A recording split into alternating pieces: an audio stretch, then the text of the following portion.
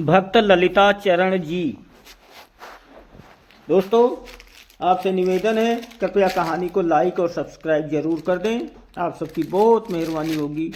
सभी को बहुत बहुत धन्यवाद और प्रणाम। कहानी है भक्त ललिता चरण जी। परम पावन पूज्य भूमि चित्रकूट के समीप एक छोटे से गांव में आज से कई सौ वर्ष पूर्व एक वैश्य परिवार में ललिता चरण का जन्म हुआ। ठीक भादों बदी अष्टमी के दिन। भादों की अष्टमी हिंदू धर्म के लिए अत्यंत पावन है। इसी पुण्य पर्व पर ललिता चरण ने माता की गोद कोख को धन्य किया। ललिता चरण अपने माता पिता का एकमात्र लाडला पुत्र था। इस कारण उसका स्नेह, लाड प्यार और पालन पोषण बड़े दुलार से हुआ। उस पर प्रतिक्षण प्रेम बरसता था। इस कारण उनका पालन लालन बहुत स्नेह से हुआ और वो उनकी आंखों का तारा था। इसका एक क्षण का भी बिछोह उनके लिए असह्य था। पिता दुकान पर रहते थे और माता घर का काम काज करती। प्रातःकाल स्नान आदि से निवृत्त होकर पिताश्री हनुमान चालीसा का पाठ करते और माता तुलसी के गमले में जल देती, सूर्य नारायण को अर्घ्य देती, फिर श्री हनुमान जी को पत्र पुष्प तथा प्रसाद चढ़ाती थी। यही उनका नित्य नियम था। ललिता भी माता के साथ ही लगा रहता और उसके सभी कृत्यों को कुतूहल भरी दृष्टि से देखता रहता। बचपन में ही जो संस्कार पड़ जाते हैं वो कच्चे घड़े पर खींची हुई रेखा के समान कभी मिटते नहीं हैं।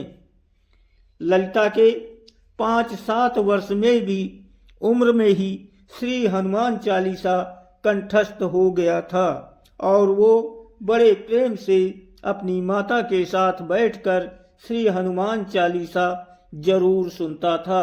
यूं करते करते उसकी श्री हनुमान चालीसा में प्रीति हो गई और वो उत्तरोत्तर बढ़ती ही गई।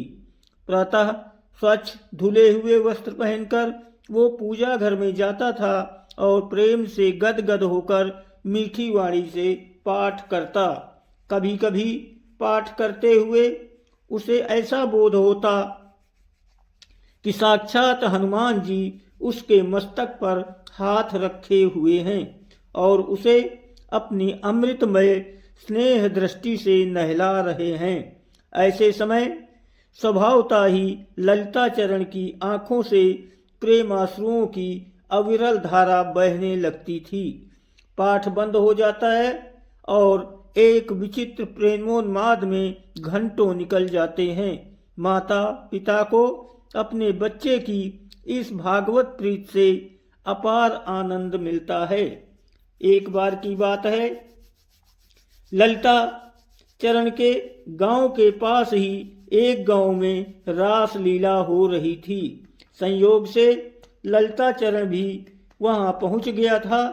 उस दिन गोपियों की विरह लीला का प्रसंग था। भगवान श्री कृष्ण वृंदावन से मथुरा जाने लगे। गोपियां नाना प्रकार विलाप करती हुई, लोक लाज आदि की परवाह न करती हुई ऊंचे स्वर में चिल्ला चिल्ला कर हाँ गोविंद, हाँ दामोदर, हे माधव, हे कृष्ण, हे मुरारी कह कर रो रही थी। उधर गोपियां रो रही थी, इधर ललिता चरण रो रहा था। आज एकाएक उसने अपने को गोपी भाव में तल्लीन पाया। घंटों उसकी विचित्र दशा रही। आंसुओं से उसका वक्षस्थल भीग गया।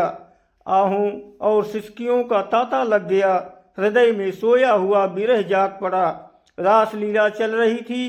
गोपियों की दशा देखकर उद्धव जी मथुरा लौटकर आ गए हैं और बड़े ही करुण स्वर से राधिका जी की दशा का वर्णन कर रहे हैं।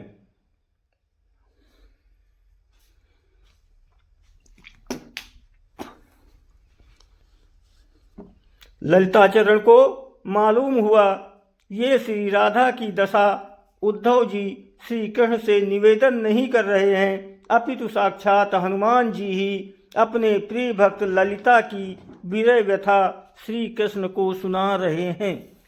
रासलीला में से लौट आने पर भी कई दिनों तक ललिता चरण उसी दिव्य प्रेमोन्माद में रहा। खाना पीना कुछ भी अच्छा नहीं लगता था, ना किसी से कुछ कहता, ना किसी की कुछ सुनता। रात दिन रोता ही रहता। हाँ, बीच बीच में श्री हनुमान चालीसा का पाठ चलता रहता, क्योंकि उसके हृदय में ये दृढ़ विश्वास था कि ये सब कुछ श्री हनुमान जी की कृपा से ही प्राप्त हुआ है। रात को उसने एक दिन सपने में सुना, अब वृंदावन जाकर श्री रंगनाथ जी के दर्शन करो, वहां तुम्हारी इच्छाएं पूरी हो जाएंगी। भगवान ने अपने चरणों में तुम्हें स्वीकार कर लिया है। स्वप्न टूटने पर ललिता चरण ने श्री हनुमान जी के संकेत को स्पष्ट समझ लिया और वृंदावन की तैयारी कर ली। रात को फिर स्वप्न में श्री हनुमान जी ने प्रकट होकर 12 अक्षरी श्री वासुदेव मंत्र उसके कान में चुपके से सुनाया और एक तुलसी की माला छोड़ गए।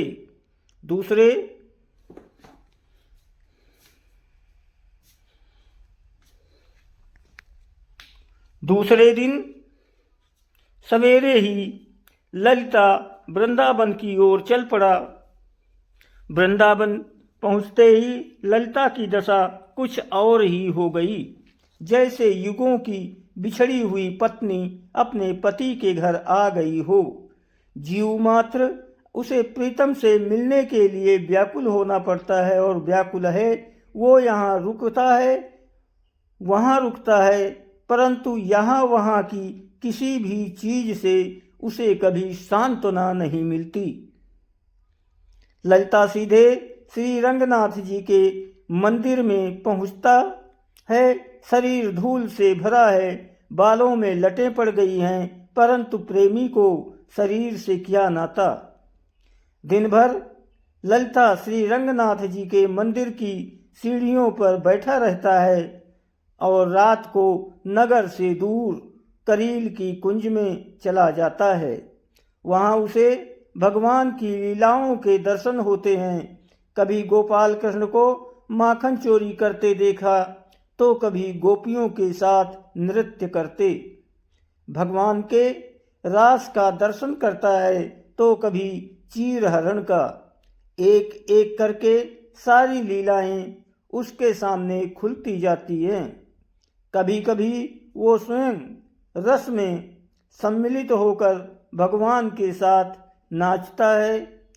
दाहिना हाथ भी श्री कृष्ण के हाथ में, बायां हाथ भी श्री कृष्ण के हाथ में। कहाँ रहता है, क्या खाता पीता है, इसे कोई नहीं जानता था।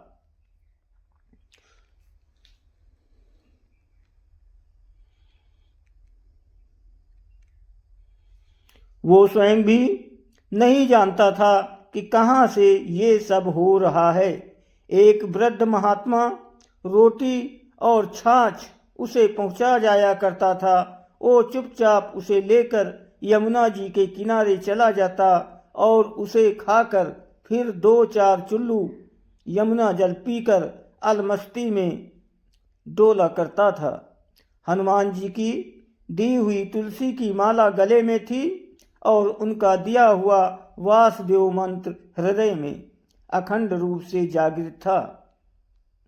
आंखों के सामने आने वाला समस्त रूप, कानों को सुन पड़ने वाला प्रत्येक नाम एकमात्र श्री कृष्ण का ही रूप और श्री कृष्ण का ही नाम हो गया था। सभी रूप इस ब्रह्म रूप में घुल मिल गए थे। सभी नाम उसे दिव्य नाम में लय हो चुके थे। कानों से कुछ सुनता नहीं, उसे उसमें श्री कृष्ण ही सुनाई पड़ते हैं। आँखों से जो कुछ देखा जाता है उसमें श्री कृष्ण ही दिखाई पड़ते हैं। 15-16 वर्ष इस प्रेमोन्माद में एक क्षण की भांति बीत गए। एक भाव, एक रस में सारा समय ललिता अब ललिता चरण नहीं रहा, वो अब साक्षात ललिता सखी बन गया था। आज रस का अपूर्व समारोह है। समस्त वृंदावन की कुंजों में दिव्य उन्माद नृत्य कर रहा है। ललित त्रिभंगी श्याम सुंदर ने बंसी बजाई। अपनी प्रमुख अष्ट सखियों के साथ श्री कृष्ण रास में पधारे। फिर हजारों हजार गोपियां पधारी। धन्य हैं वो जो भगवान की इस दिव्य बंसी ध्वनि के आवाहन को सुनते हैं और सुनकर लोक और कुल की मर्यादा भंग करके सदा के लिए प्राण धन के प्रणय पथ में चल देते हैं। फिर तो मिलन होता ही है। अश्वमेध यज्ञ होता है। आज ललिता ने भी हृदय खोलकर हरि के वंशी पथ का अनुसरण किया। रास मंडली में से भगवान ने सम्मिलित कर लिया और फिर भगवान ने सखी ललिता जी की संकेत किया। उन्होंने भगवान का गुप्त संकेत समझकर ललिता को अपने हृदय में छुपा लिया। ललिता में लीन हो गया। भगवान की प्रणयनी का पद पा गया। उसके बाद वृंदावन में श्री रंगनाथ जी की सीढ़ियों पर वो पागल फिर कभी नहीं दिखाई दिया। दिखता कहाँ से, वो तो अपने स्वरूप में प्रवेश कर गया था। धन्यवाद दोस्तों, कहानी को लाइक जरूर कर दें। आप सबकी बहुत मेहरबानी होगी। आप सभी को बहुत बहुत धन्यवाद और बहुत बहुत प्रणाम।